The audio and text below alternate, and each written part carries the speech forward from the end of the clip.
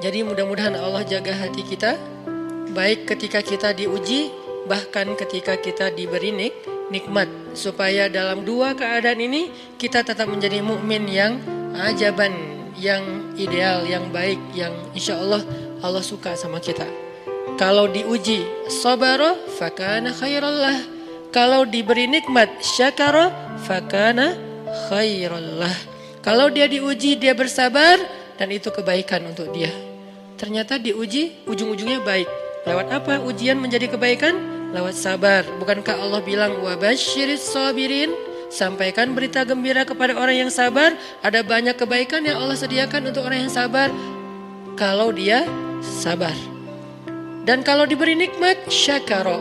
Kalau diberi nikmat dia bersyukur. Fakana khairallah. Kenapa nikmat kok menjadi kebaikan? Maksudnya dengan dia bersyukur Allah tambahkan kebaikan itu. La in syakartum la azidannakum. Jadi orang beriman itu kayaknya hidupnya tuh harusnya sih nggak ada bete-nya. Hidupnya tuh nggak ada istilah, aduh hari ini gue kayak rugi banget nih.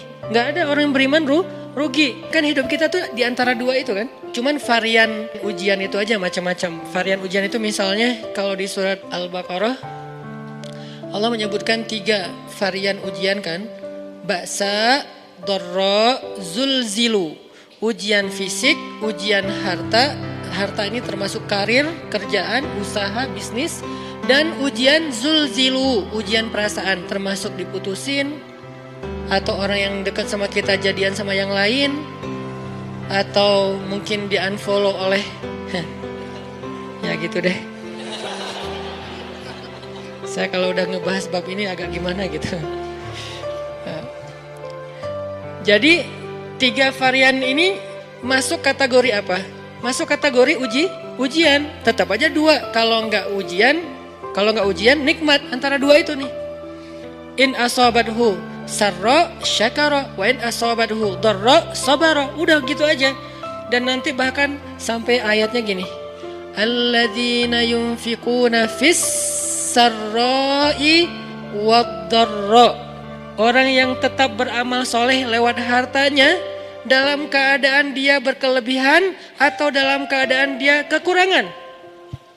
Itu mukmin, keren banget gitu. Dia tuh nggak pernah kehilangan kesempatan berbuat baik.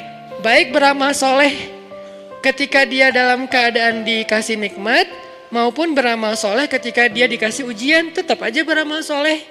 Contoh yang ayat tadi. Yunfikuna fis sarra, berinfak dalam keadaan sarra, dalam keadaan bahagia, senang, lagi dapat untung gitu kan. Ataupun yunfikuna fit dharra, tetap berinfak walaupun dia dalam keadaan dharra, dalam keadaan susah, dalam keadaan dor itu kan bahaya. Nih kalau saya infak nih bahaya nih buat saya nih. Kalau saya kasih nih saya kayak nggak ada tabungan buat mahar nih. Kalau saya kasih ke dia, terus saya gimana? Gitu kan? Ini dor banget nih, bahaya banget nih. Tapi dia tetap berinfak. Siapa yang mencontohkan hal seperti itu? Selain pastinya Rasulullah udah gak diragukan lagi. Yang jadi kayak simbol berinfak walaupun dia butuh. Orang-orang Ansor. Yu'thiruna ala anfusihim walau kana bihim khasasah. Mereka mendahulukan orang muhajirin atas dirinya sendiri. Walaupun sebetulnya dia juga butuh kepada kebaikan itu.